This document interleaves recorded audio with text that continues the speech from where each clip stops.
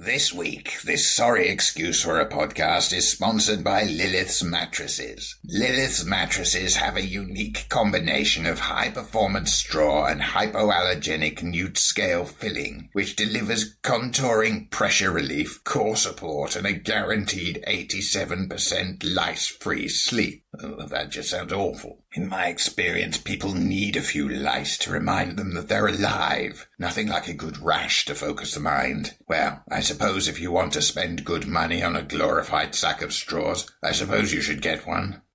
All the tabletop role-playing news, we aim to amuse and we aim to enthuse. And Morrus's unofficial tabletop RPG. Hello, and welcome to Morrus's unofficial tabletop RPG talk. I am Morrus, aka Russ, or Russ, aka Morrus. And with me is my audacious and alert co-host, Peter Coffey from the Southampton Guild of Role Players. Russ, as ever, I'm absolutely delighted to be here. And so you should be. That's right. Russ, Yes. we appear to have a friend. We do! Yes. We have a friend. It's amazing. I know. I'm really super delighted to. So we've got Sarah Newton on this week of Mindjammer fame. I'm really super happy to have her on because I'm a big fan. And also, every time I've spoken to Sarah, she's always been so lovely to talk to. So I've been really looking forward to this one for about a month. No Excellent, pressure, yeah. Sarah. Thanks for having me on board, Peter and Russ. Hello. I just build you up. I'm here, yeah, no pressure. Whoa. Hi guys, really nice to be on board. Thanks for having me on the show. It's lovely to have you. Okay, let's try and whip through this as quickly as possible because I know you're kind of pressed for time. So, Peter, what's caught your eyes in the world of RPGs this week? Oh, well, the biggest thing that's caught my eyes is actually, believe it or not, a Kickstarter. You're not supposed to look at the Kickstarters. Normally I try and stay away from it, but it had such a great name that I had to have a look at it. Immersive battle mats for tabletop role-playing games. Excellent name. I like Yeah, that name. you know what a fan I am of names that tell you what the Kickstarter's actually about, and this appears to be, pretty much what it says on the tin. But there are some concerns I do have about it, though. It's currently over 2,300% funded, so Hey. which is pretty good going. Because what it is, it's essentially this big book of battle maps, which may sound familiar to you, Russ. Yes, I have a big book of battle maps. Indeed. But the thing is, looking at it, I am a little bit worried that it's a little bit cheap because, like, the sort of prices for this much art and this much paper and the binding, like, because it's got like a sort of a lay flat binding, which is quite nice, but it's sort of like more photographies and like it's a completely new creator. They've not done it anywhere else. It's just a series of concerns here, Russ. And also like the turnaround times, like 3 months. So since there is actually already a company doing these products, which I believe you have a fairly large one of, it's I bought one in Dragon Meat. Yeah, it's lovely. Yeah. So it's like for our UK listeners, it doesn't seem like it's such a good deal. But as I say, it's a lot of people have flagged it up to me. I'm just, I'm just not sure it's going to be quite what they're expecting or quite ready when they're hoping. So Well, we can only wait and see. we can only wait and see. It does sound good. So, Russ, what's caught your eye? Ooh, so you know the Opportunity rover died on Mars this week. Oh, Or yeah. last week. Which was a bit sad, and there was lots of memes going around the internet. It's getting dark and my battery is low, and there was even one little thing about this short story about the TARDIS appearing and picking up Opportunity to bring it home and stuff like that. So it's kind of caught people's imagination. And also in the RPG community, it did, because a chap named Walrock Homebrew on Twitter. Not his real name, I presume. WALROCK. I'm sure that's his real name. I have no reason to think otherwise. Comes from a long line of homebrews. Yes, exactly. So he's created a very nice looking D&D 5th edition stat block for our rover friend. Has he? Oh, cool. He has, and it's very, very well laid out as well. It almost looks like a page straight out of a D&D book. It's got a picture of the rover on there. It's got a bit of fiction on there, which kind of explains why the rover would be in a D&D setting, which involves a gnome and some planes and stuff like that. And then it's got a stat block for the rover itself. And it's quite a cute little thing. That's Gnome very visited it sweet. and ran away. Yeah, I thought so. So yeah, that's what caught my eye this week. Sarah, has anything particularly caught your eye in the last week or so? That's difficult to say last week or so, because I live in this field in Normandy, so news reaches us extremely slowly. It's like a sheep line that sort of drags RPGs to where I live. But I've been receiving... I got my copy of... When you last received the news by carrier pigeon? It was something called Dungeons & Dragons 3rd edition, I think it was. Very exciting. I got a copy in the post only yesterday of Mutant Crawl Classics, which I know that's old news now for all you young kids. But for me, that was... I got DCC a couple of months ago. I'm sort of catching up. I'm sort of 5 years out of date at the moment. But I got Mutant Crawl Classics the day before yesterday, I think it was. And it's lovely. And I'm a huge Gamma World and Post-Apoc fan. And I just love the touch that Goodman Games puts on their products. And so I was just leafing through it thinking, oh my God, look at this gorgeous art, and losing myself. Yeah, I have Dungeon Crawl Classics. I haven't seen Mutant Crawl Classics though. It's cool. They basically just take all the tropes from Dungeon Crawl Classics and they just swap them into science fiction. So it works well with the mutations. Fantastic. It looks really nice. It gives me an itch to play me some good old Gamma World type adventure, because I just love that. Yeah, I'm tempted to look that one up now. Nice. Yeah, that does sound good. Okay then, shall we get into some news? Let's whip through the news. Let's see what's going on in the world of RPGs. Monty Cook Games' Numenera shipments have been going out recently, and some customers are getting a slight surprise with their Numenera shipments. Some recent customer shipments contain some handwritten D&D 5th edition notes on torn Numenera pages. Wow. Yes. And now nobody knows what this means. Whether it means there's going to be a D&D 5th edition conversion of Numenera, which seems like the most likely interpretation. But the Twitter account for Monty Cook Games tweeted some very mysterious notes are being found in a few Monty Cook Games shipments. We're sure we wouldn't have the faintest idea what these scrawlings mean. Pay no attention. It's interesting. So what these things are, they're literally pages out of Numenera books that have been ripped out, and then all over them they've been like just notes in the margins and things crossed out and replaced with D&D 5th edition equivalents and stuff like that, just in pen.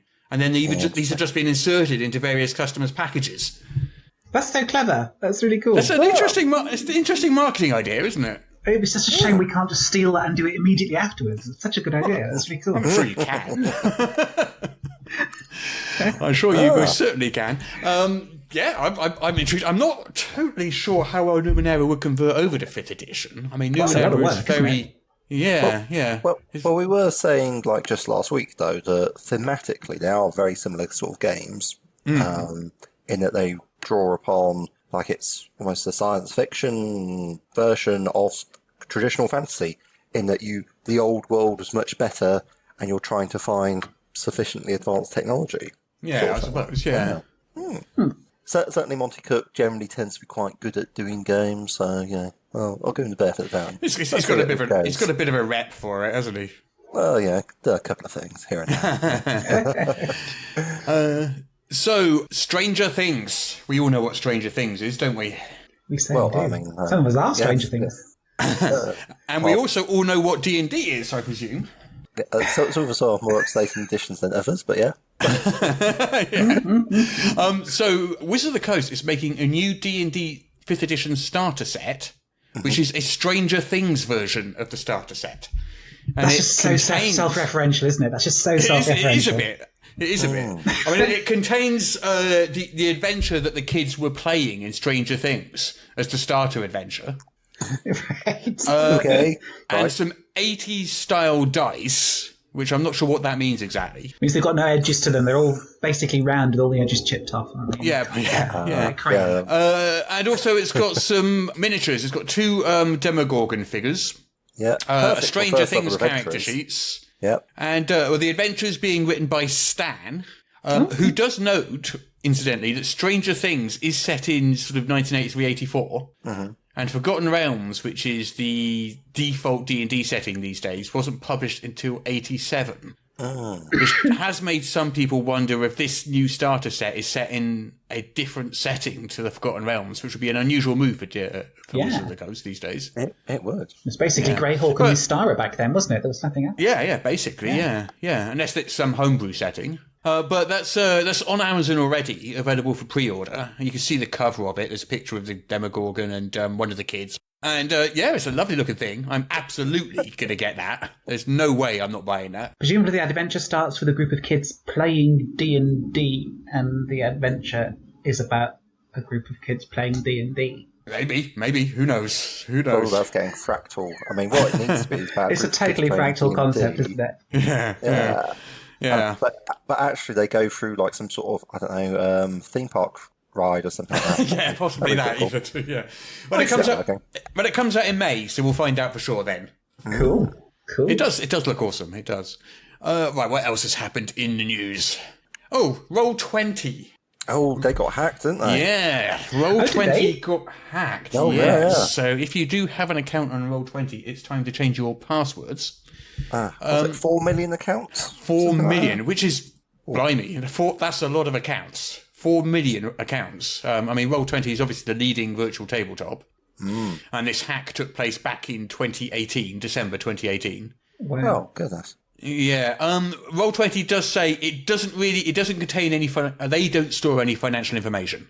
They use Stripe and PayPal to process transactions, so they're not going to get your credit card or anything like that. Yeah. All Roll20 has is your name, your email address, your hashed password, your last login IP and time of login, and the last 4 credit card digits.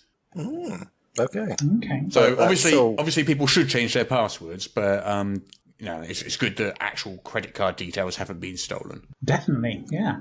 Well, damage limitation. But I mean, what Roll20 done to let people know about it? They sent out a statement essentially, email posted on their blog, and it's also been reported on a number of tech sites. Yeah, fair enough. I see you've done another one-page adventure. Oh yes, I have. I'd almost forgotten about that. Yeah, this one is called Winterheart, based on an original adventure by Esper. And so this is obviously a one-page adventure for D&D 5th edition. Everything on one single page. I don't allow them to go over that single page. And this one is kind of Frozen themed. So the basic description is a noble's daughter's been kidnapped by a cruel elven warlord, and she's got latent ice magic, which is causing a great winter to fall across the land. And can the PCs rescue her before the entire region dies due to this horrible winter? Oh, I see. So this is based off your favourite Disney film. Yeah, my favourite Disney film. Yeah, I gotta admit, I've never actually seen Frozen. I really should. Well, yeah, maybe you should, maybe you shouldn't. But, you just got to let it go, let it go. That's so good. Sorry. This impromptu musical outbreak. Yeah. The Witcher RPG. Oh, yes. Launched in 2018 with a PDF version. On Free RPG Day this year, on June the 15th, there's going to be a 24-page free easy mode booklet version of the game, which you can probably pick up from your, friendly local game store, and I imagine in PDF format afterwards. So those people who are fans, wasn't it easy mode game? It's easy mode. I think it's just a cut down, streamlined, simplified version of the game. It's 24 pages long, and I assume it comes with an adventure as well. So it's like a quick start rather than difficult. It's a quick start. Yeah. It's their name for a quick start. I think is basically what it is. Because otherwise, easy mode is basically just cheating, isn't it? You just if you just roll the dice. Well, it's based on a computer game, though, isn't it? So maybe they're just borrowing some of that terminology, perhaps. Fair enough. Some of us are interested in the story and don't feel the need for that sort of challenge. I've got to admit, I know very, very little about The Witcher. I know there's a TV show coming up starring Superman, Henry Cavill. The real Superman. Right. I know there was a video game, and now is there books as well? Are there novels? I'm sure. Yes, it's based on a series of books by a Polish author. Right. But they are much less well known than the computer game itself. Right. Make of that what you will. Well, I don't know. I know the rest of the world. I can't speak about it in Poland. Maybe they're huge there, but yeah, The Witcher is definitely based off books, but not. Sure. That's not hugely known. Yeah, yeah. I know it's got Gwentin. Oh, and he's called The Witcher because he hunts magic monsters, not because he's a witch himself. Okay. There you go. Okay. Yeah, because Witcher to witch, that's not really a verb, is it? A Witcher. Yeah, I mean, unless you're playing on Twitch or something, maybe like a Twitcher. A Twitcher, yes. Yeah. Oh, I suppose that'd be a bird spotter, really, though. So, clearly it's a role-playing game all about spotting birds. Yes. And then killing them. And then killing them. There we go. That's it. That's a missing element from our RPGs. Well, that's my next game. Oh, dear. Oh, it's brilliant. I can feel the creativity at work. Oh, dear, oh, dear. Oh. Why do I do this podcast again? Terrible life decisions, Russ. The same reason you do anything. Worst podcast ever. Or the best. The blast. That's my official review. It's good to be ambitious. Yeah, exactly. Best at being worst. Woohoo! I like to try and stay positive. Let's move on to some more D&D news. Okay. So you know the last 2 weeks D&D Beyond has been releasing lots and lots of stats, which we've talked about. Yes. We got some more. We got even more stats. Oh, this D&D time, related stats. It's the best ever. Yeah, this time it's a lot of stats as well. So I don't think I'm going to dive into this. I'm just going to quickly skip over it. So we've already seen the most common adventures, the most common classes played by tiers, and the most common subclasses. This time they're looking at the most popular multi-class combinations. They've basically gone through each class and sort of dived into each one, and that is going to take ages to go through, so I think we'll just stick a link in the show notes and people can go and have a look at the article and just look at all the many pretty graphs that this involves, and I'll just sort of go for the sort of like the top level news here. So it looks like of characters of level 2 plus, level 2 to 20, 11% of them are multi-class. That's quite a lot, actually. Characters of level 20, 27% of them are multi-class. And you could break that down by class, and it turns out, somewhat unsurprisingly, the fighter is the most common multi-classed class. At level 20, nearly 40% of fighters are multi-classed. Yeah, that makes a fair amount of sense to me. Yeah. Like fighter first level, you get quite a lot of stuff. Then people are always writing about how fighter 2 and action surge is great for wizards. Yeah. You cast 2 full spells a turn. So we'll make a guess at the most popular combo. Well, fighter magic is a thief, isn't it? It's bound to be, no? Good guess, but no, it's not that. You're not far off. It's fighter rogue. So it's two of those three. That's the most popular combo, followed by barbarian fighter. How bizarre! You wouldn't think that, would you? Tricky. Well, I suppose it gives you like access to a fighting style if you get a splasher fighter in there. Yeah. Which is handy for re-rolling like huge weapon dice. But yeah, I mean the barbarian kit, I say generally you're better off just being a barbarian. Well, this article dives into every single class and shows which are the most popular multi-classes with each class, and it goes into quite a lot of detail. So I'm just gonna move on now. But people who are interested, there'll be a link in the show notes, and they can go and analyse these stats to their heart's content, and probably draw some amazing, fantastic conclusions out of it. Let's move on to some more slightly D&D-esque news. Do you remember those Endless Quest books that we got one of a while back? Oh, hell yeah. Oh, that's right. It was like sort of a choose your own adventure but D&D themed. Yeah. And I was a dwarf and went into a village full of goblins, which the goblins then hacked the rope and sent me flying through the air to land somewhere else. We tried to play it on the podcast and you died on the second page, as I recall. Yeah, I think there was a couple of pages of description first, but yeah, that's how I recall how it went. Which I guess was fortunate, because an entire podcast of us reading a book out loud probably wouldn't have worked so well. It could have been actual play. Well, anyway, there's 2 more coming out. Again by Matt Forbeck. These have popped up on Amazon, and they have September release dates. And they are called Escape from Castle Ravenloft and The Mad Mages Academy. So, going back to last week's news, you recall we reported on Zach S. and the accusations made against him of abuse and other even worse things. A number of companies have come out and made statements about how they're reacting to this news. Drive-Thru RPG has indicated that it is going to no longer sell any future works by Zach Smith. Mm-hmm. It's going to continue to sell past works because other people get royalties from those works apparently, and they feel it wouldn't be fair to those people to stop selling their work, but it won't accept any further work. Okay. That's quite a major thing, really. Yeah. Ken Hite has announced that he will not work with Zach again or share credits with Zach again. I thought Ken's message was awesome, actually. I thought that was a really, really well balanced and well crafted response. I mean, he posted on Facebook with sort of an apology and a statement that he believed the allegations and that he would not work again with Zach. The Gauntlet blog and podcast has a very, very strong stance. And they've basically posted an entire page about the thing. They're essentially not going to cover Zach S., any of his publications, the works of anyone that works with him, and will not attend any conventions that he's not explicitly banned from. Oh, goodness. Yeah, so they take a very, very, very strong stance there. Well, which is worthwhile. I mean, the man has been, quite a polarising figure, I think is a nice way to put it, for many years.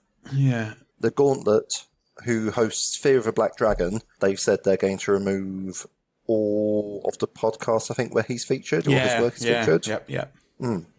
So Mike Mills over at Wizard of the Coast, a brief statement, which has gotten quite a negative backlash. Because he tweeted this, and there's currently 403 replies to it and going, pretty much all of which say that this reply isn't sufficient.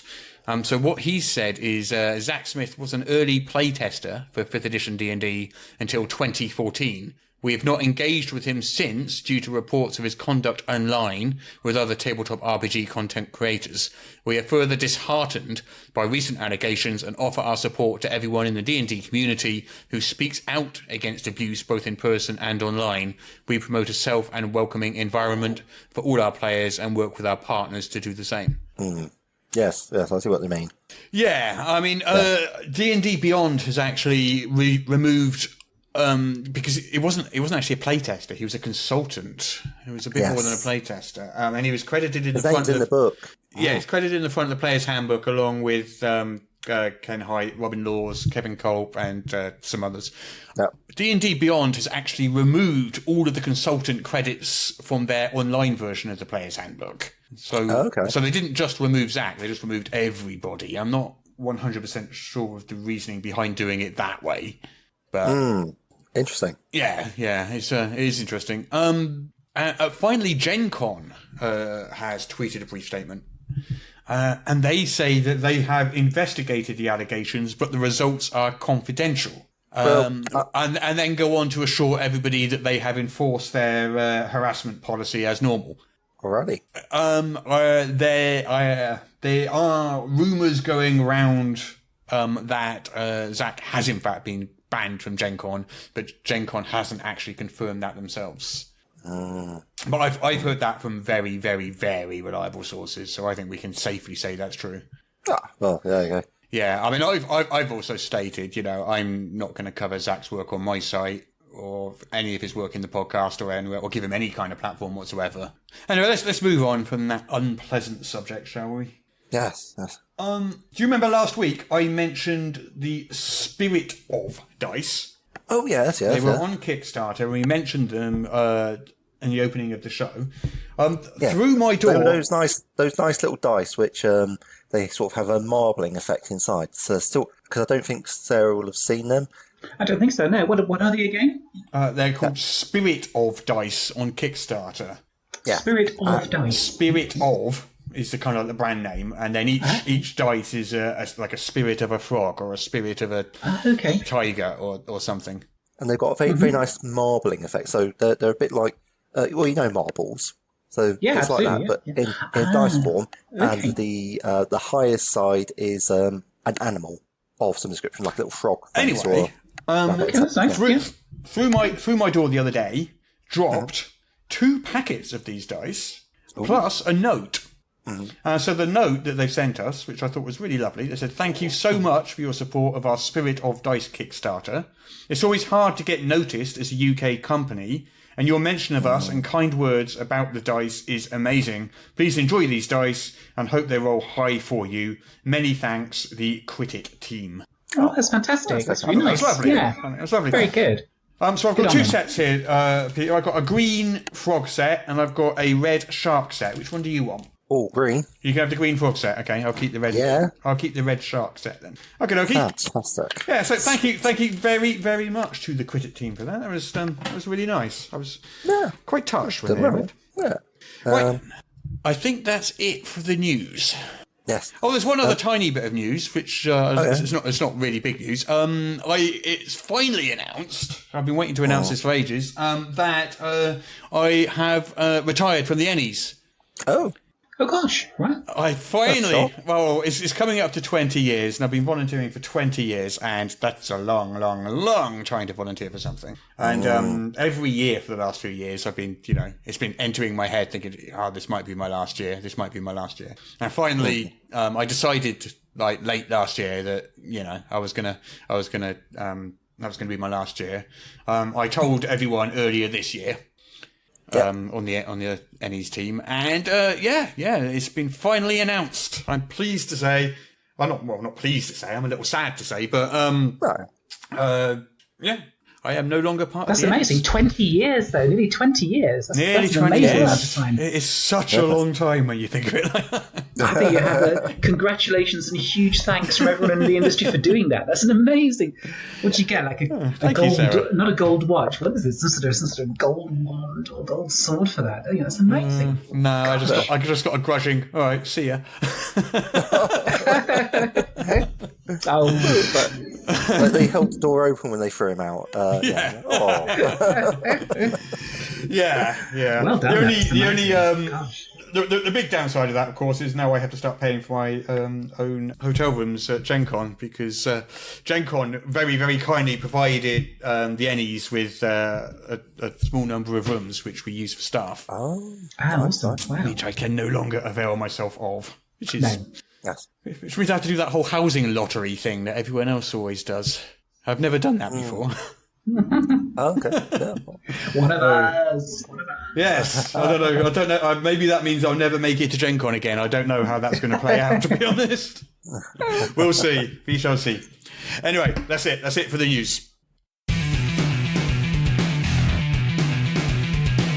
So, Russ, for our sketch this week, a friend of mine, David Thomas Moore, at DT Moore Editor on Twitter, a good friend of mine, has created some exciting sketches for us.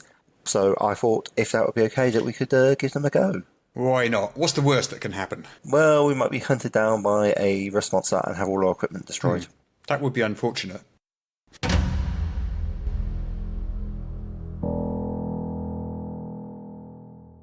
Email master. Thank you, Imp. Let's see. Bill, junk,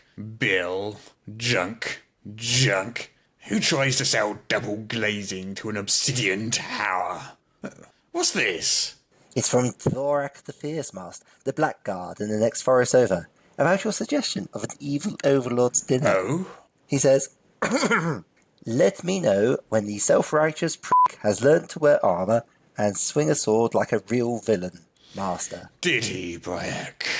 I'm sorry, Master. Yes. Armour, swords, bloody PE classes. Master? Right. Fetch me the test tubes and the pipettes again, and the size 2 cauldron. I'm going to need an armadillo, an octopus, and a potion of puissant rust. And this is the story of how the rust monster came to be.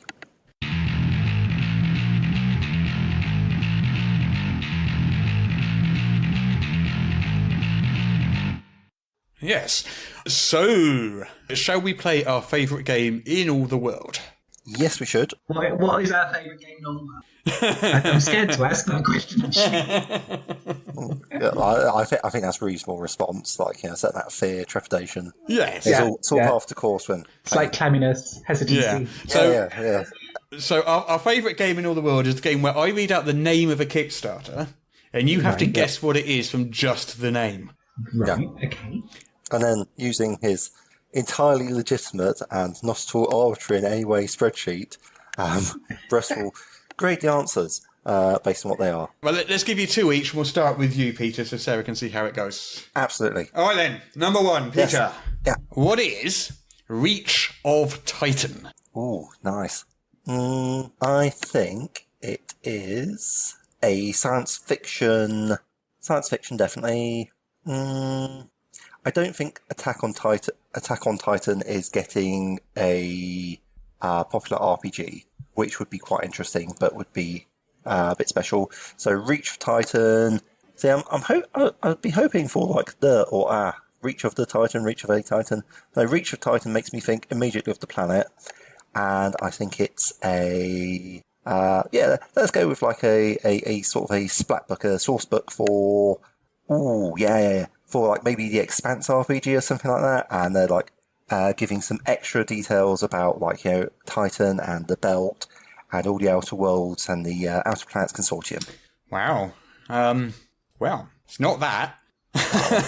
You've just that one would be cool.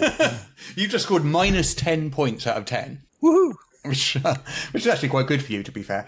But so Reach of Titan by Jim McClure is an original RPG system about fighting larger-than-life creatures. Okay. Players take on the role of Titan hunters, special members of their tribe who are responsible for the safety and growth of their community. You're tasked to go out and fight giant creatures that roam the land to feed your families and protect what they have built.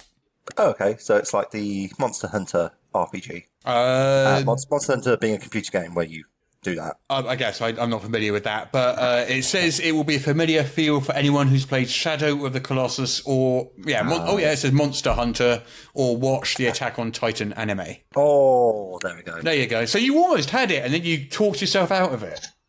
Oh, dear. Attack on Titan anime wouldn't be right. Okay. Be a different thing. So your score is currently minus 10. Yes. Oh dear. Crack on. Let's see what Sarah can do with this one. Right, you ready? Sarah. Are you ready, Sarah? Everything's playful. Yeah. Okay. Oh, right. This one is called Lex Occultum Carter Monstr. Oh my God, I can't even say this. Let's try this again. Lex Occultum Carter Monstrorum. Do you want me to spell that? No, I'm with you. No, I've got that. That's Map of Monsters by the Occult Law, isn't it? So, is that the Italian Roman era Cthulhu RPG Lex Occulta? Is that Lex Occulta or Lex Occulta? Or am I missing? You may be thinking Lex Magica. I'm thinking Lex Magica, am I? In any case, that to me sounds like. Well, basically, it sounds like some sort of cartographic sort of world setting of occult monsters. I mean, Ars Magica is no longer really a thing, is it? So, no. But that's the sort of thing I'm thinking of. To give some sort of ancient world atlas of where to find mysterious magical monsters and kill them. Is this necessarily an RPG thing, or could it be something else? They're all RPG related in some way. They're all RPG related. Okay, well, I'm going to go for some sort of combination Atlas plus Bestiary. If it's not the Roman era Cthulhu thing, then I guess I'm just going to randomly plump for 5th edition. Okay, I'll give you a 5 out of 10 for that. Whoa! Which does put you 15 points ahead of Peter at the moment. That's amazing. Yeah. Bravo. So, yes, it is a bestiary, but it's not for 5th edition. It's for the Lex Occultum RPG, which is a Swedish game. There me. The description... The Lex Magica is the Italian one, so... Yeah, the Carter Monstrorum. In the year of the Lord 1716, a group of slingers from the Royal Society discovered the remains of the late Dutch surveyor and geographer Clement Birkenbosch. Oh, good old Clement, yes. Where's he been ever since then? Yeah, the Swedish version of Lex Occultum was awarded Game of the Year. And the English version was named one of the top 5 games in 2018 by Yawning Portal. So this is a kind of a historical fantasy RPG? Is that yeah. So essentially 150 to 200 pages. Looks gorgeous, actually, looking at it. Absolutely lovely. I mean, all So these a bit Swedish... Solomon Kane-y, a bit that kind of thing. A bit Solomon Yeah, I mean, Kane-y, all of these Swedish games always are, aren't they? So the beast, do the sort look of beast great, it has, it's got included. We got Birken Bosch's own sketches of more than 30 vile and mysterious beasts, including vampires, werewolves, witches, and even the deep and fabled kraken. Release the kraken. They release it. Is it a kraken? So how does the Carter come in? Is it actually a map thing then? Is this it's got a map in it? Or just a map obsessive? Doesn't mention that, no. Okay, but it's a I mean, that doesn't mean that there isn't, but certainly on this brief description I'm looking at here, it doesn't say. Cool. Right then, next one. Yes. Okay. Are you ready? Are you ready, Peter? Yeah, hit me. Come on, let's do it. Woo. The Lesser Key to the Celestial Legion. I don't know what this is, but I want it. That's amazing. The lesser key to the Celestial Legion. The lesser key to the Celestial Legion. Oh, well, that's just making all my exalted senses start tingling. Does a bit, doesn't it? Yeah. I don't know. It's just that's a fantastic name. Key, I'll just check, is Key. Yeah. Yes. Okay, good. Worth checking because it's. Yes, otherwise, that's a very different beast, isn't it? Well, it's like a completely different sort of thing. Yeah. Very small ships. Yes. Yeah. Well, I don't know. It depends how big the major key is. Unless it's a music thing as well. Wow, how many different meanings for the word key could you come up with? Is that a challenge?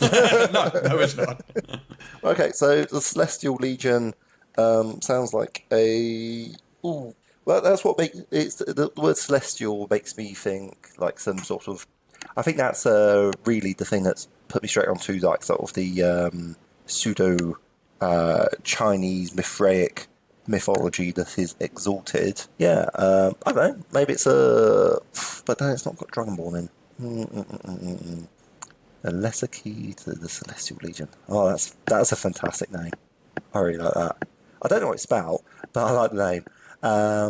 Why is it the lesser key? Okay, I think this is actually an adventure rather than a source book or setting. There's sort of a Celestial Legion, which is like the terracotta army, but probably like less clay and more Arahulken. That would sound pretty good. And then this immense body waiting to spring into action, and what we're looking for is some sort of magical MacGuffin to help find this and make it go. So yeah. Now the challenge is which setting? I've got a good feeling about Starfinder for this one. How am I doing? Well, do you know how wrong you were on the last one? Yes. I think you're doubly wrong on this one. Yay! So I think this one's like minus 20 points rather than minus 10, which puts you at minus 30 in total. Doing well. Doing well. You are completely wrong there. It's for the DCC RPG. Okay, Dungeon Crawl Classic. Yep. Lovely. It's a source book for generating angels, relics, and various religious elements for DCC RPG campaigns. Gosh. Okay, yeah. So it might actually be the exact opposite of what you said. Well, I would say exactly, but I expect Sarah is now googling frantically to get. I wouldn't do it. I wouldn't. How dare you, sir? How dare you? I wouldn't do a thing like that. I was looking at Lexicolton because it's not my one. No, you do it afterwards. You say, "Oh, that sounds like a really good Kickstarter." That's good. Okay. So, Sarah, all you need to do is not score minus 35 points to win. Well, it's best to be ambitious. I'm going to give it a go. Well, I'm going to give you a really, really, really difficult one here. Are you ready? Oh, no. What is? Go for it. Zorro, the role-playing game. Oh, no, you didn't.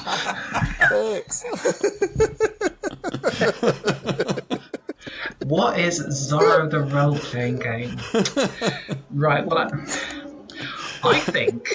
I think it's a set of live-action rules for playing furry versions of Almodovar movies. Yeah, so every movie that Almodovar has made, Yeah. And is there really going to be a Zorro the role-playing game? There is going to be Zorro the role-playing game by Gallant Night Games. That's just absolutely astonishing, isn't it? What are we going to do? It's slashing Z's and everything. It uses West End Games D6 system. Okay, well, that's solid. Yeah. I mean, I could read the description to you, but I think you pretty much know how that goes. A swashbuckling and heroic role-playing game, and then, a paragraph telling you what Zorro is, but I'm sure you know what that is. So there we go, Zorro the role-playing game. It's an ambitious one, isn't it? I must admit. I mean, there's the dizzy heights of Indiana Jones still there as what you can do with this kind of role-playing game. So there is that. There is that.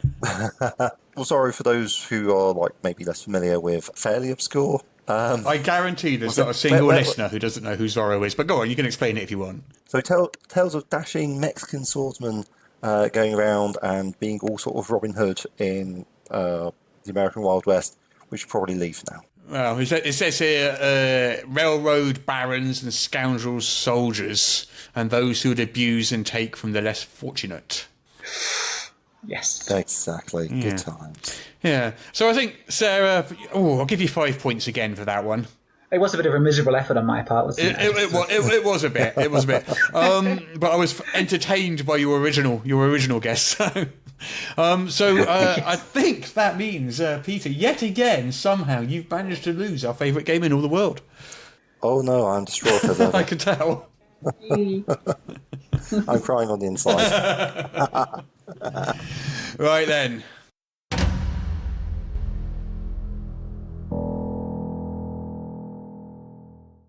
And this week, we look at how the gelatinous cube came to be.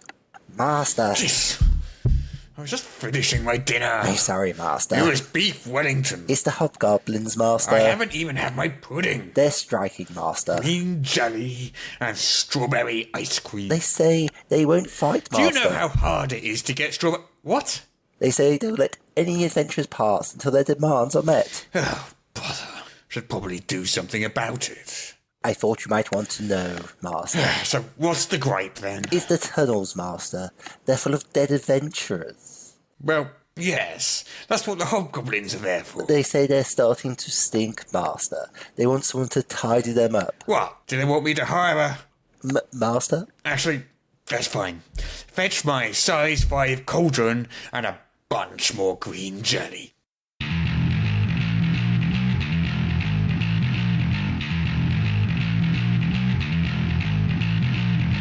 I think we can move on to our main topic this week, which I am very, very excited about. Oh, yes, me too. Right then, but we're here to talk all about you, Sarah. Yay! Yes. My favourite topic. Still alive. Good start. Well, not just you, more your work than...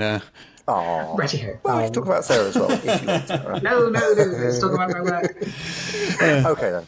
Well, I'm very interested in it because I've never actually had a chance to play it myself because it uses Fate Core, and that's not a system that I've really been able to do a lot of stuff with. I've spent some time with the player handbook, which I managed to get hold of for Mindjammer, and it was really interesting. I mean, cool. Do you want me to have a go at saying what I think it's about, and then you can tell me how I all wrong? And then Sarah can give you a score out of 10. That'd be brilliant. Russ does like giving things scores out of 10. Yeah. Well, okay, so it seems like there's this explicitly evil transhumanist federation / the culture, and that's going up against the Imperium of Man in the Game of Cat and Dragon universe. By Caldwell and Smith. Yeah, I'm just based off that. It's like the new commonality of humankind, which immediately made me think of the instrumentalities of man. By Caldwell and Smith. Sorry. That was, and you got the hominids, which are differently shaped people, but they've all got the minds of people. Your hominids, and you've got the xenomorphs, like uplifted animals, a bit like David Brin's Star Tide Rising, and then we've got the synthetics, the machine intelligences, which naturally, for me, my go-to reference would be like Ian Banks's Culture novels.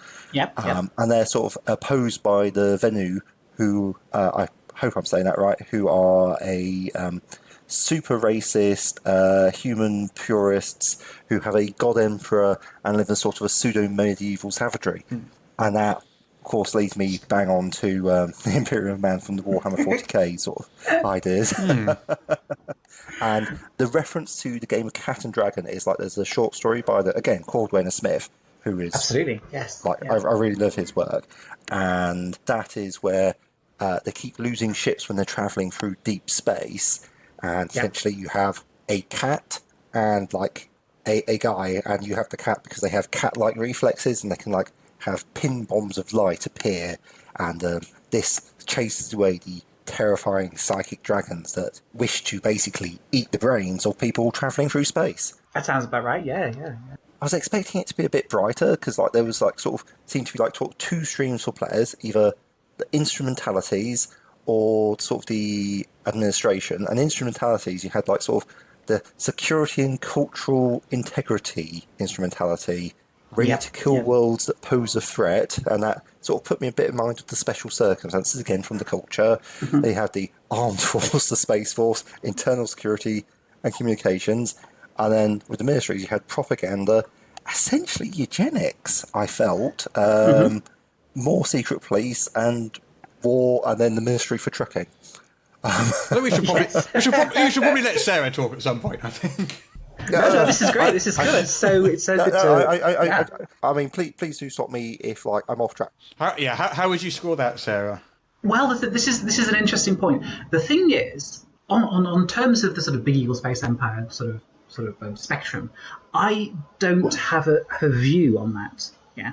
So for me personally, what I tried to do in Mindjammer was I actually tried to imagine what would it take to have a viable interstellar civilization. What kind of things would you have to do to actually make it practicable to have 10,000 or 100,000 worlds in some kind of loose communication forming a single civilization? And it's from that I sort of extrapolated all the details.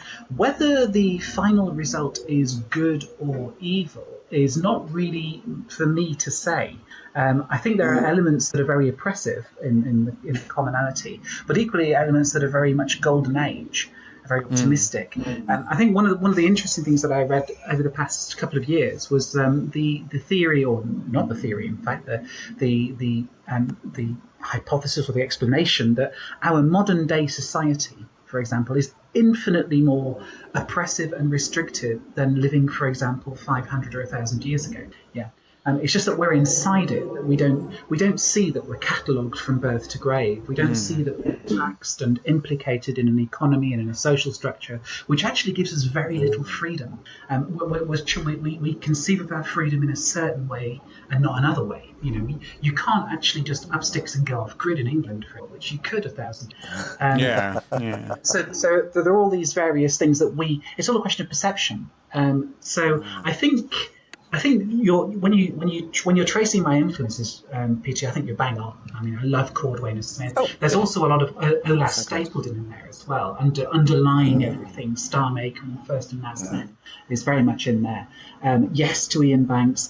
I'm a huge Traveller fan, I always have been, and what I wanted to do with Mindjammer was create my version of an ideal, really playable 21st century science fiction universe. And by that I mean science fiction as viewed from the point of view of 21st century science fiction. So all of the tropes, in the same way that good science fiction deals with tropes of society as we see it right now. I've included, the surveillance state in there in its various incarnations. I've included the transhuman debate. I've included the eugenics debates. These are not black and white issues; they're horribly grey, and they're issues that we have to talk about. And I think role playing is really cool because you can have a great time, sitting around a table smashing things up, and at the same time debating really quite serious topics.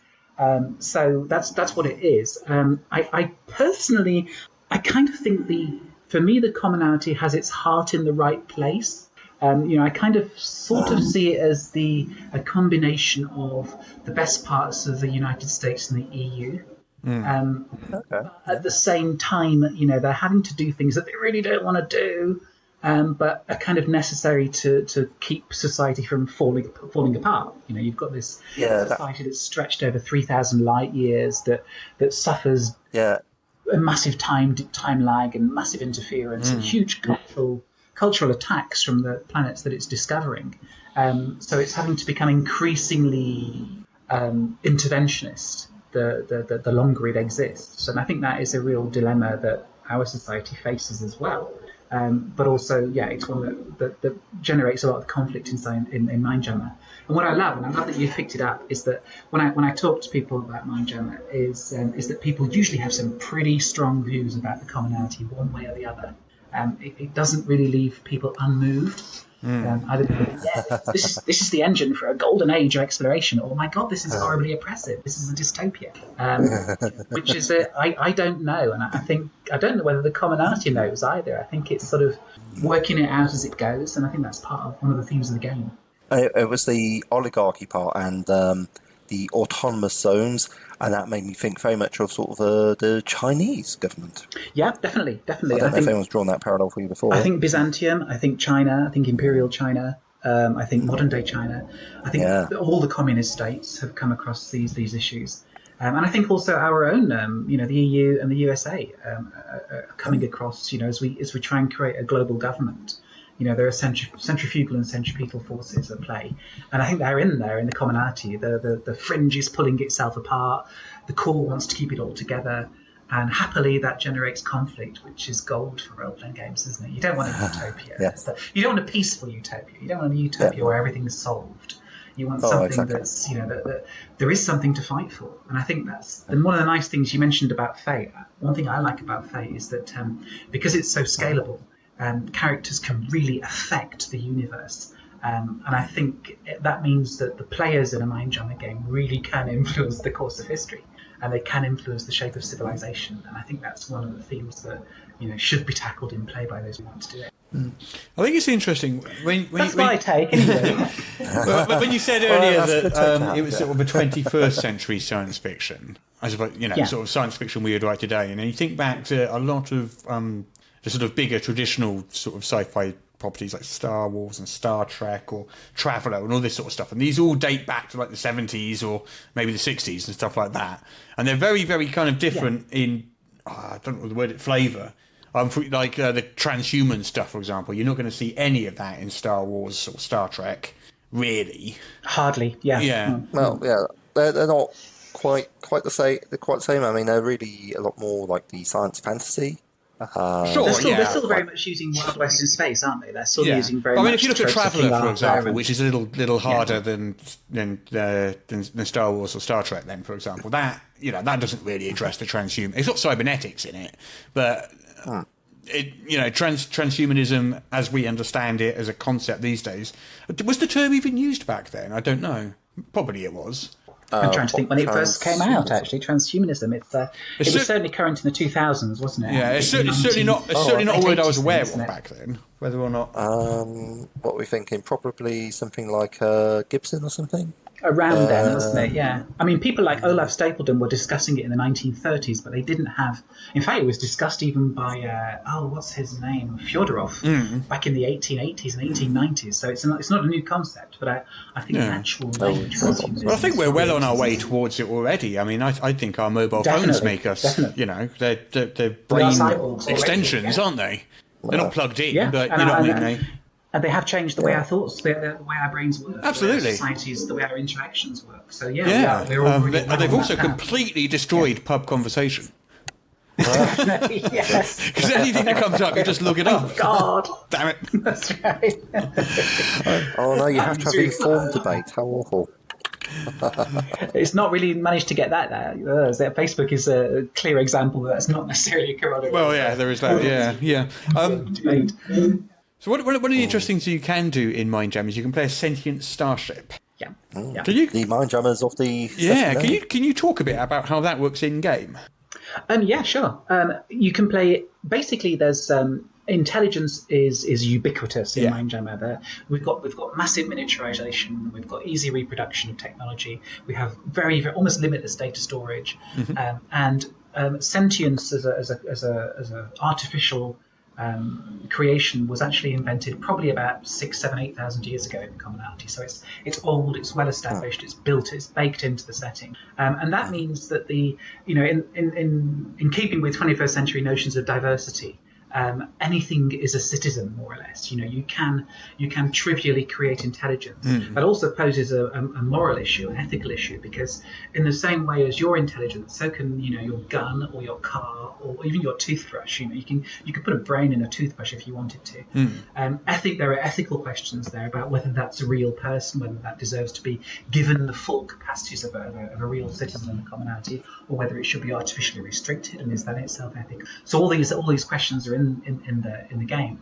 As far as play is concerned, you can create any kind of vehicle, specifically a starship in this case, which is a character. It has skills, it has stunts, it has aspects, it has all the various parameters you'd expect of a player character. And also because this is a game we'll talk about maybe a bit more later, that there is no re-sleeving. You have a single life basically, but that life is very, very adaptable, very, very largely, very widely defined. So your sentient starship can actually have an organic, remote controllable body called an avatar, which can have various forms. You can customize them.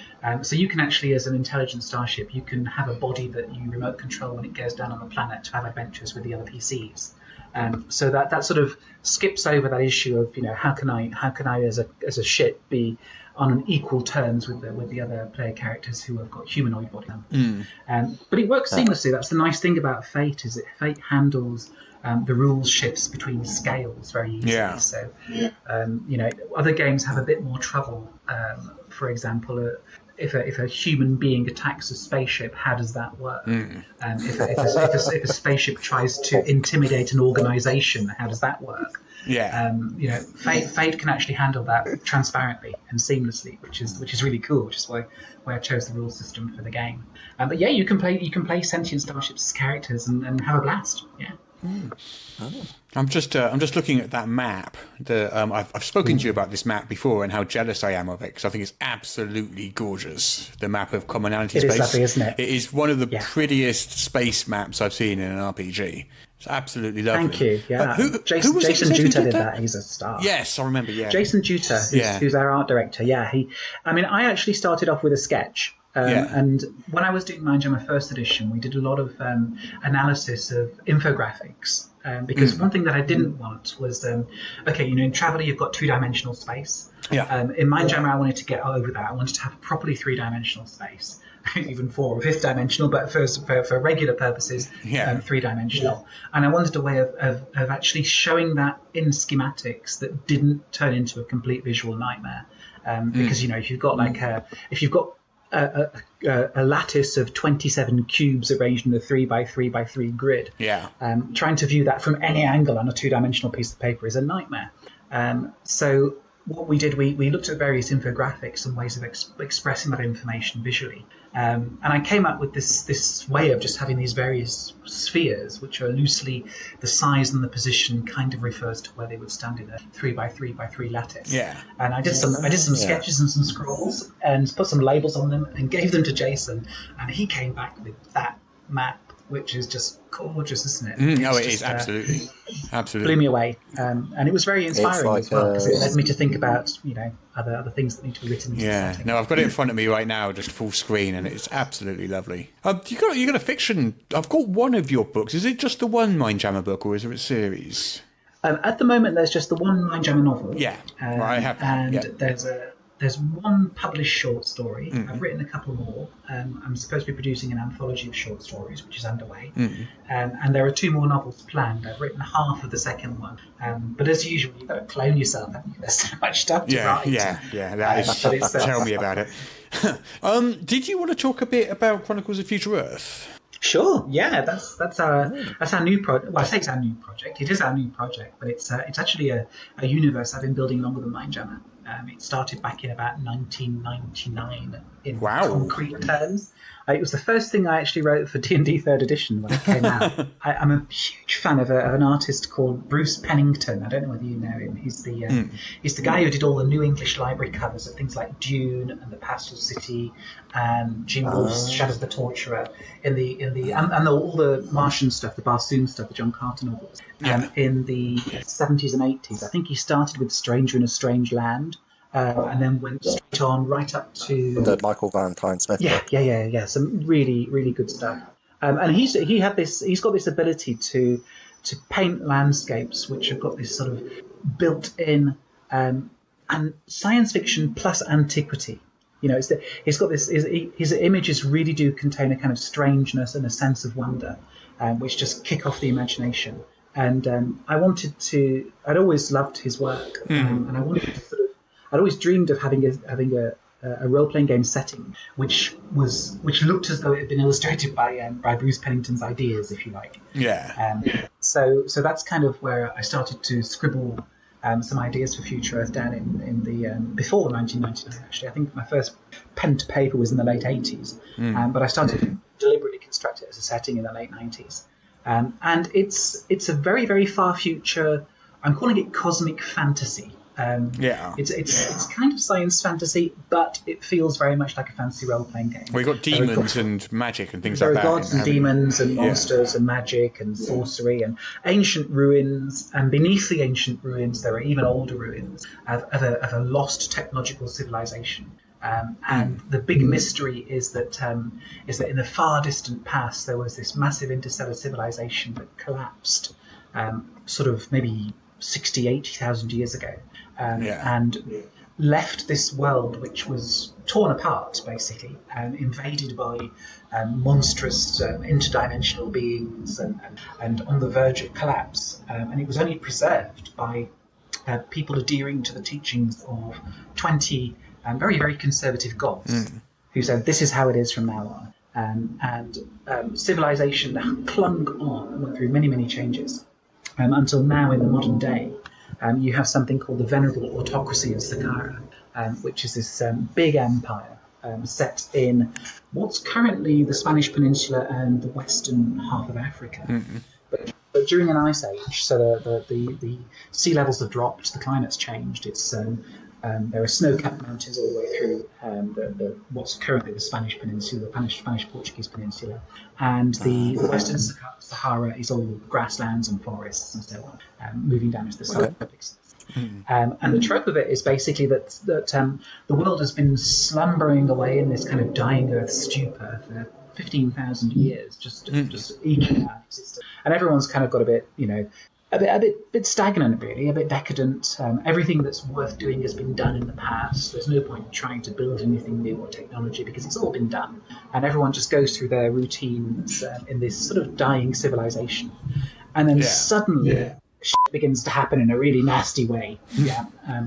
And one of these ancient cities on what's currently the modern Spanish coasts explodes in this cloud that's vaguely reminiscent of a mushroom cloud. And everyone starts to freak out. There are chaos beasts suddenly manifesting in farmlands and attacking civilians and mutating them into something horrendous. There's mass panic. And the beef is basically, it looks like the world is going to end. The old enemy is back. But in the past, everyone was prepared and everyone was ready to fight. And now everyone's a bit sort of complacent and a bit jaded. And the deal is, can civilization really get its act together to fend off this onslaught? And the characters you play are people who've been caught up in that. They're generally speaking the good guys. They're representing legions and temples and guilds and sorcerers' colleges and what have you. You can play humans. You can play again these kind of hominids. We're calling them the Generi, who are kind of sort of modified versions of humans to be strange humanoid creatures. And there are even sort of what appear to be extraterrestrial aliens who become adapted to life on the future Earth, who are called the Asteri, and there are various species, various genotypes of those. So you can play characters from all of these. And basically, you're using what you have around you. You're exploring the ruins of the past. You're trying to piece together what the hell happened 80,000 years ago. What history actually was. There's been so much history, most of it's been forgotten. We're living in the post-historic age, and everyone's trying to work out what to do to stave off the rising of the dark again.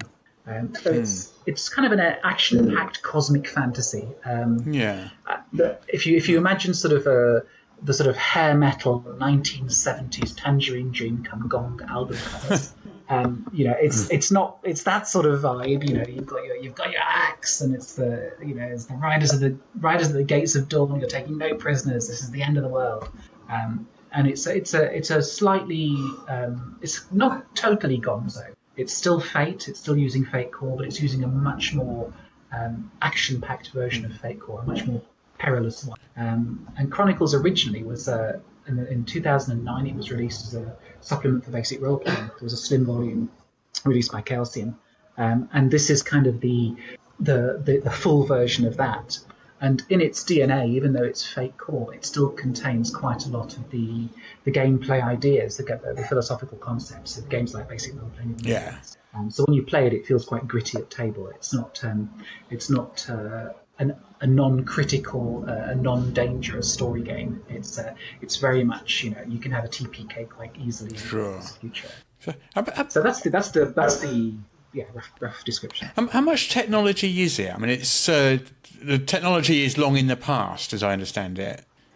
So, the technological and magic is present. So, is there technology still around?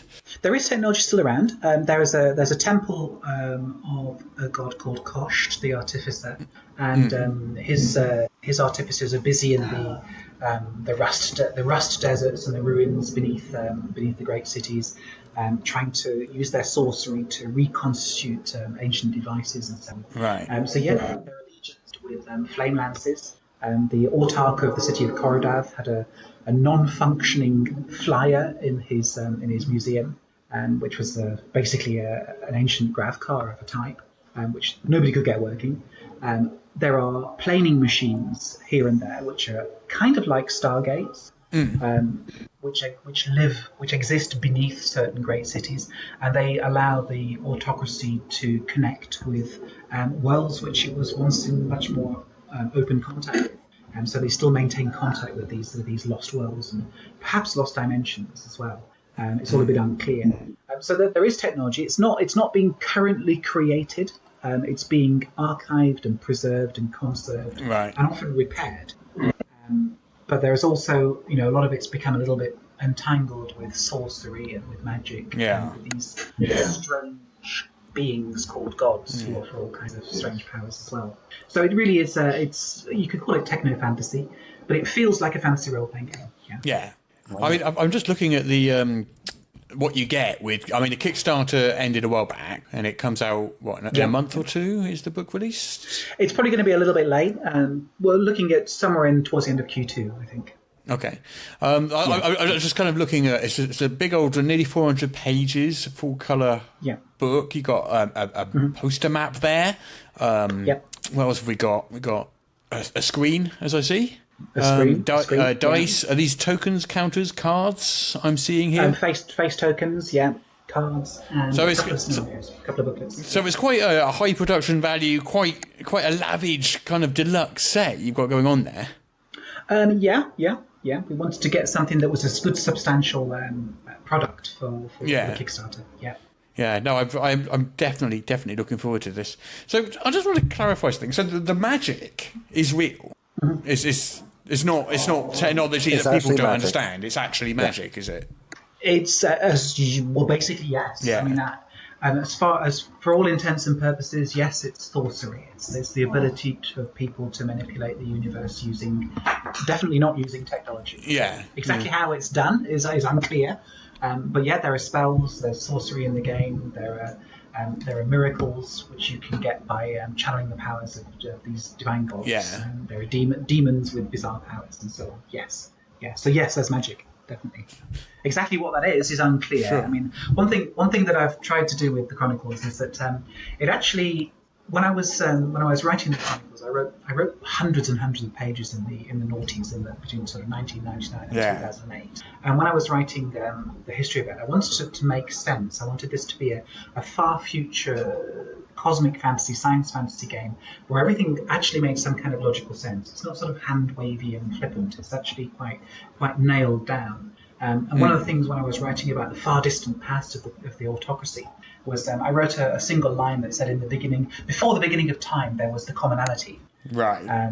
And this was meant to be this sort of token throwaway comment about the interstellar civilization that had fallen. Yeah. And that led me exploring what actually the commonality was, led me to create Mindjammer. So even though the Chronicles of Future Earth is not necessarily the future of Mindjammer, it could be. Quite possible that Mindjammer is the past of the Chronicles of Future Earth. Right, okay. Yeah, so it's like an possible alternate future for the commonality in some way. So with that in mind, everything that you see in the Chronicles of Future Earth is real. You know, there are monsters, there are mutations, there are creatures, gods, magic, sorcery, and technology, and all of it has a logical underpinning. Yeah. Right. So, I mean, if there's gods there, if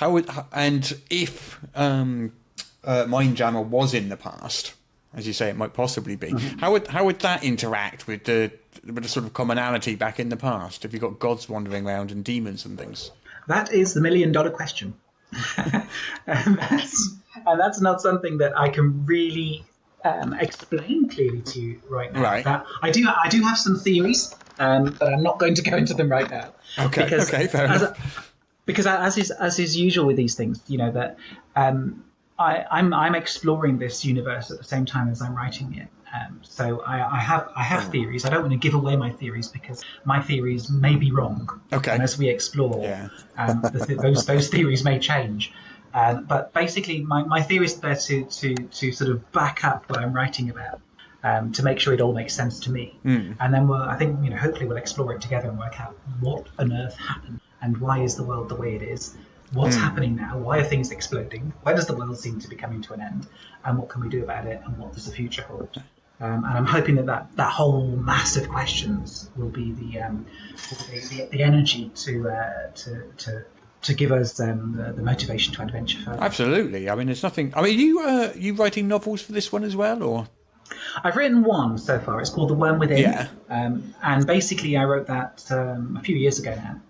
While I was working on the actual new Chronicles game, the text for that, and it actually there's a series of novels planned for the Chronicles. But what I did when we sat down and thought, okay, we're going to do a Kickstarter now. We finally got the time and the energy to do this Kickstarter, which we've been meaning to do for years. I said, okay, well let's. What I didn't want to happen was to have a situation where we were kind of going to have to play through the events of the novel in the game. Yeah, I didn't really want that because it's dull, because everyone knows what's happening in the novel. So you didn't want to Dragonlance it, essentially. I didn't want to Dragonlance it at all. Yeah.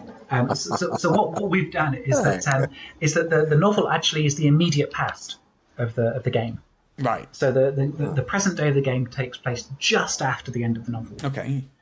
So if you want to get some really good insight into what's just happened in the autocracy, and have a look at The Worm Within, that will give you some cool ideas. Is that and also tell you what is that available to get yet, or is that part of the Kickstarter? Yeah, it's been out for a couple of years. Oh, excellent!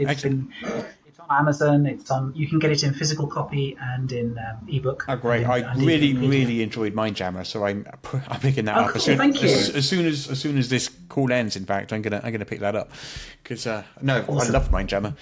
Thank you very much. Yeah. Do you remember my friend Al? I don't know if you remember him. You've met him a couple of times. Yeah, I remember. Of course. Yeah, absolutely. He picked up Mindjammer as well. I mean, this is going back 4 years now, 5 years. We picked those up at Track and Meet one year. I can't remember when it was even, but he about 2011, 2012, around then. Wasn't it? It's quite a while ago. But he loved it as well. He absolutely loved it. So I'm going to recommend that book to him too.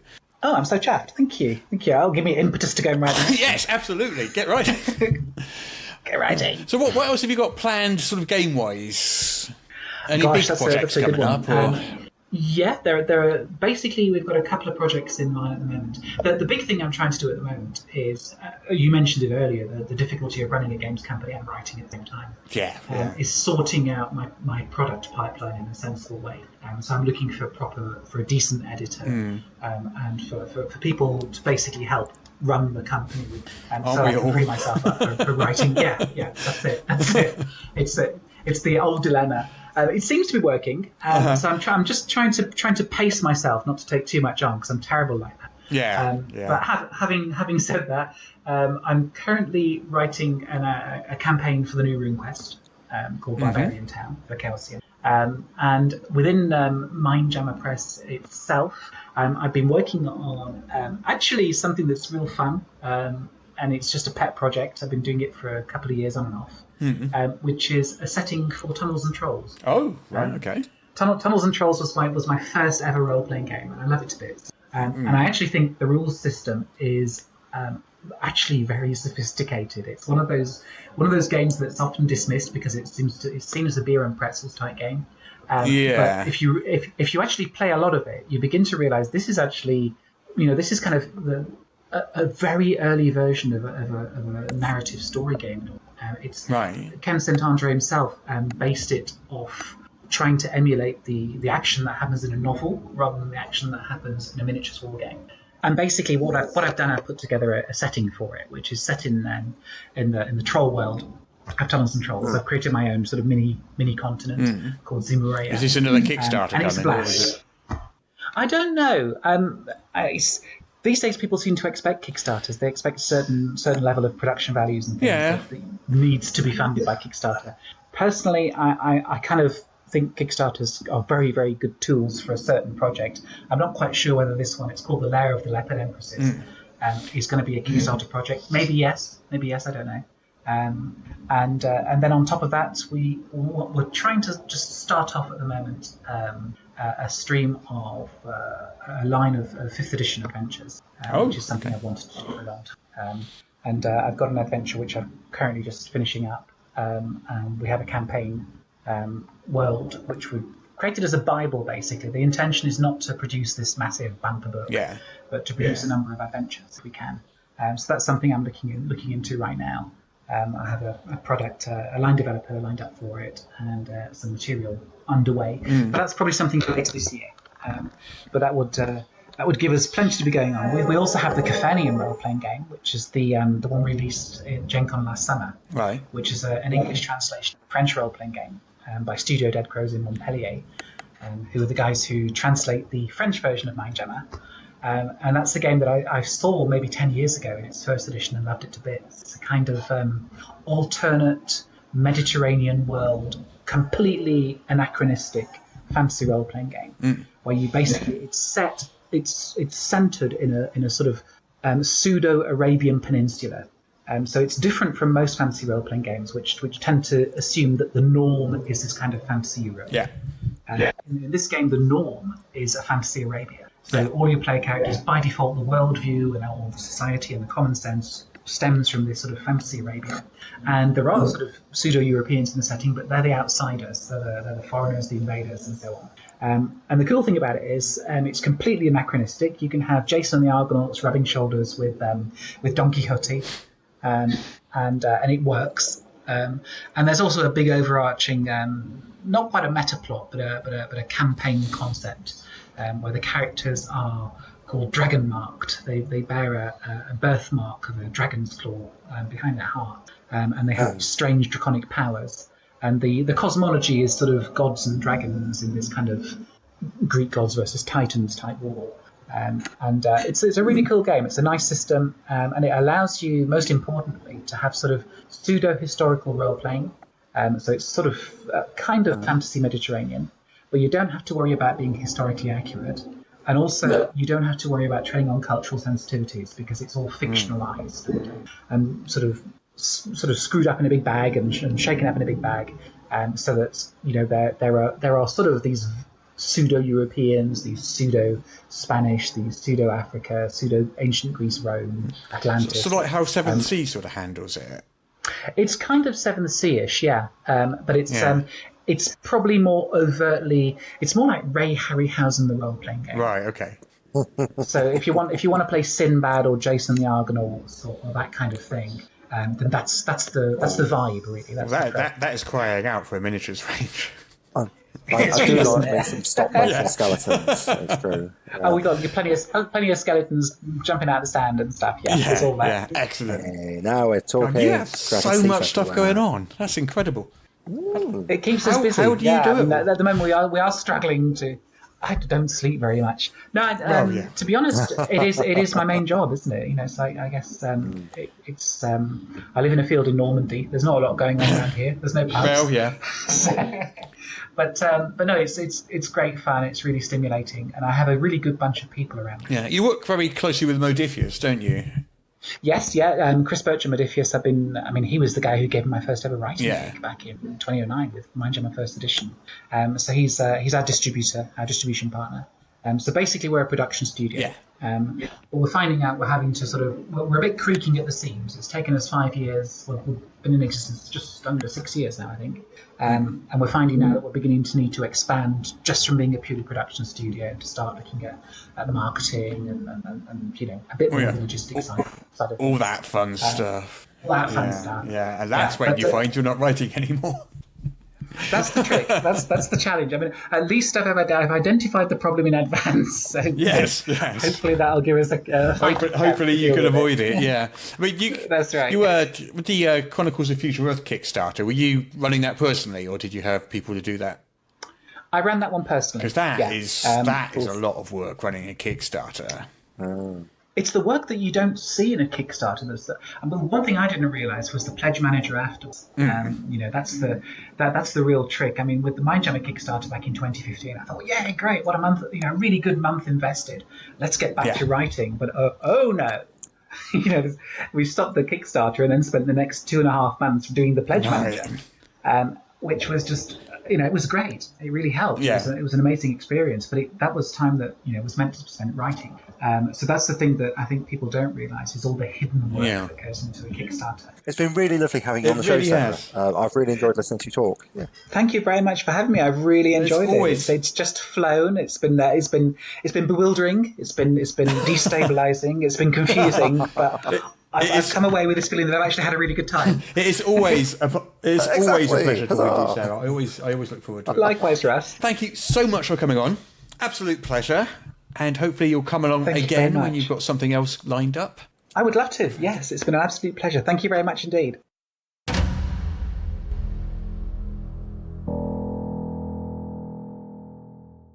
This is the story of the creation of the owlbear.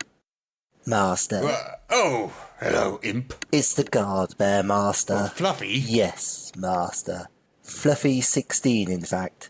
She's dead, Master. Adventurers. Third one this week. Shall I fetch Fluffy 17? Oh, bother. How does this keep happening? I fear they're coming in at night, Master. The Fluffies don't have the best night vision. I see you've grasped the problem, Master. I have indeed. The right thorny one, Master. We could get a large owl. They have excellent night vision. It would have to be a very large owl, Master. Very well. Fetch me a male bear and a female owl. Master? Female bear and male owl? I don't think that will work, Master. Right, fetch me a male and female bear, a male and female owl, 8 test tubes, 4 pipettes, a size 2 cauldron, and a lot of animal tranquilizers, and clear my schedule for the night.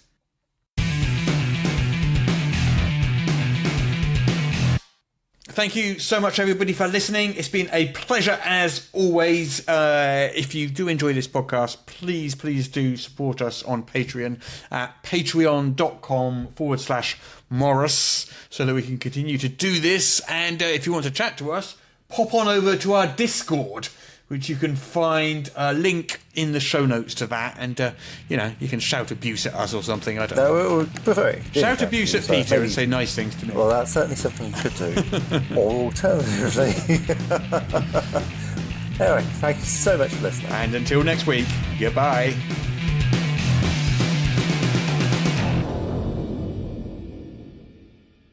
Well, what What a disappointment that was. I have some thumbscrews around here somewhere.